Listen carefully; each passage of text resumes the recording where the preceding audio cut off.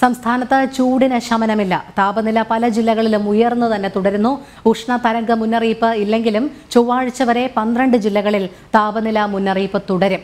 ഇടുക്കിയും വയനാടും ഒഴികെയുള്ള ജില്ലകളിലാണ് മുന്നറിയിപ്പ്. ആലപ്പുഴ, കോഴിക്കോട് ജില്ലകളിൽ രാത്രികാല താപനില ഉയരാൻ സാധ്യതയെന്നും കേന്ദ്ര കാലാവസ്ഥാ നിരീക്ഷണ വകുപ്പ് അറിയിച്ചു. കൂടുതൽ വിവരങ്ങളുമായി ശാലിനി ചേരുന്നു. ശാലിനി, ഉഷ്ണതരംഗ സൂചനകളില്ലെങ്കിൽ പോലും ഉയർന്ന താപനില മുന്നറിയിപ്പ് തന്നെയാണ് നൽകിയിരിക്കുന്നത്. കൊടും ചൂടാണ് വരുന്ന ദിവസങ്ങളിലും കേന്ദ്ര കാലാവസ്ഥാ വകുപ്പ് ജാഗ്രതാ നിർദ്ദേശമായി നൽകിയിരിക്കുന്നത്.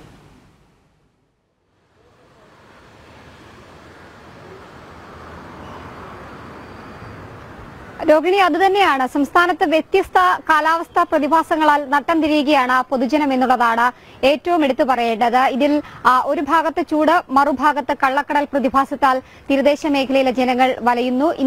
ഇപ്പോൾ ഏറ്റവും ഒടുവിലായി വന്ന കേന്ദ്ര കാലാവസ്ഥാ നിരീക്ഷണ കേന്ദ്രത്തിന്റെ മുന്നറിയിപ്പ് പ്രകാരം സംസ്ഥാനത്തെ വിവിധ ജില്ലകളിൽ ഉഷ്ണതരംഗ സാധ്യത മുന്നറിയിപ്പ് ഉണ്ടായിരുന്നുവെങ്കിൽ പോലും അത് പൂർണ്ണമായും പിൻവലിച്ചിട്ടുണ്ട്. പക്ഷെ താപനില കൂടുമെന്നുള്ളത് തന്നെയാണ് ഈ മുന്നറിയിപ്പിൽ ചൂണ്ടിക്കാട്ടുന്നത്. ഇന്നു മുതൽ 7-ാം തീയതി വരെ സംസ്ഥാനത്ത് പാലക്കാട് ജില്ലയിൽ 39 ഡിഗ്രി സെൽഷ്യസ് വരെ താപനില ഉയരുമെന്നുള്ളതാണ് ഈ മുന്നറിയിപ്പിൽ പറയുന്നത്. ഒപ്പം തന്നെ കൊല്ലം, ആലപ്പുഴ, തൃശൂർ, കണ്ണൂർ, കോഴിക്കോട് ജില്ലയിൽ 37 ഡിഗ്രി സെൽഷ്യസ് വരെയും താപനില ഉയർന്നേക്കാം. തിരുവനന്തപുരം, പത്തനംതിട്ട, എറണാകുളം, കോട്ടയം, മലപ്പുറം, കാസർഗോഡ് ജില്ലകളിൽ 36 ഡിഗ്രി സെൽഷ്യസ് വരെയും വരും ദിവസങ്ങളിൽ താപനില ഉയരുമെന്നുള്ളതാണ് ഈ മുന്നറിയിപ്പിൽ ചൂണ്ടിക്കാട്ടുന്നത്. അതായത് സാധാരണഗതിയേക്കാൾ 2 മുതൽ 4 ഡിഗ്രി സെൽഷ്യസ് വരെ താപനില ഉയരുമെന്നുള്ളതാണ് ഇന്ന് ഈ ഏറ്റവും ഒടുവിലായി വന്നിട്ടുള്ള മുന്നറിയിപ്പിലും പറയുന്നത്.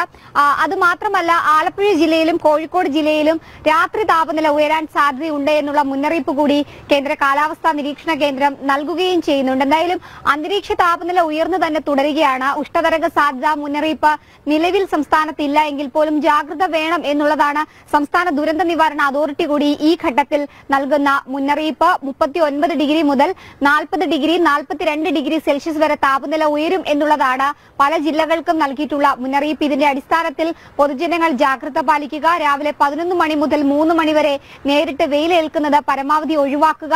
അയഞ്ഞ വസ്ത്രങ്ങൾ ധരിക്കുക. നിർജ്ജലീകരണം ഒഴിവാക്കാനുള്ള ശ്രമങ്ങൾ പൊതുജനങ്ങൾ സ്വീകരിക്കുക എന്നതടക്കമുള്ള മുൻകരുതലുകളും ജാഗ്രതാ നിർദ്ദേശങ്ങളും സംസ്ഥാന ജില്ലാ ദുരന്ത നിവാരണ അതോറിറ്റികൾ പ്രത്യേകമായി പൊതുജനങ്ങൾക്ക് നൽകി വരികയാണ്.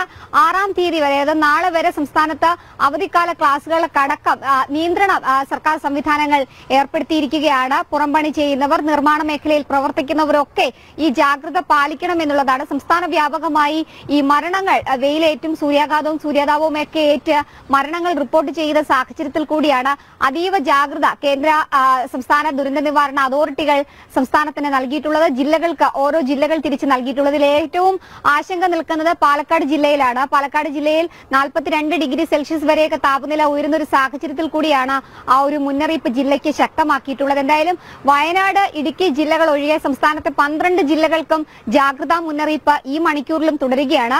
അതിന് പിന്നാലെ തന്നെ ഏറ്റവും ഒടുവിലായി വന്നിട്ടുള്ള കേന്ദ്ര കാലാവസ്ഥാ നിരീക്ഷണ കേന്ദ്രത്തിന്റെ മഴ മുന്നറിയിപ്പിൽ ചെറിയ രീതിയിലുള്ള ആശ്വാസം എറണാകുളം, വയനാട് ജില്ലകൾക്ക് നൽകിയിരിക്കുകയാണ്. 8-ാം തീയതി എറണാകുളത്തും ഒപ്പം വയനാട് ജില്ലയിൽ 9-ാം തീയതിയും ശക്തമായ മഴ, വേനൽമഴ ലഭിക്കുമെന്നുള്ളതാണ് ഈ മുന്നറിയിപ്പിൽ പറയുന്നത്. പക്ഷെ മറ്റ് ജില്ലകൾക്ക് എപ്പോൾ വേനൽമഴ എത്തും എന്നുള്ള കാര്യത്തിൽ ഇപ്പോഴും ഒരു വ്യക്തത കാലാവസ്ഥാ നിരീക്ഷണ കേന്ദ്രത്തിന് നൽകാൻ കഴിയുന്നില്ല. എന്തായാലും ചൂട് കൂടുകയാണ്. ആശങ്കകൾക്കൊപ്പം ജാഗ്രതയും മുന്നറിയിപ്പും വർദ്ധിപ്പിക്കണമെന്നുള്ളതാണ് സംസ്ഥാന ദുരന്ത നിവാരണ അതോറിറ്റി ഒപ്പം തന്നെ കേന്ദ്ര കാലാവസ്ഥാ നിരീക്ഷണ കേന്ദ്രം നൽകുന്നത്. ശരി ശാലിനി, സംസ്ഥാനത്ത് ചൂടിന് ശമനമില്ല. താപനില പല ജില്ലകളിലും ഉയർന്നു തന്നെ തുടരുകയാണ്. 12 ജില്ലകളിൽ താപനില മുന്നറിയിപ്പും നൽകിയിട്ടുണ്ട്. ശാലിനിയാണ് വിവരങ്ങൾ നൽകിയത്.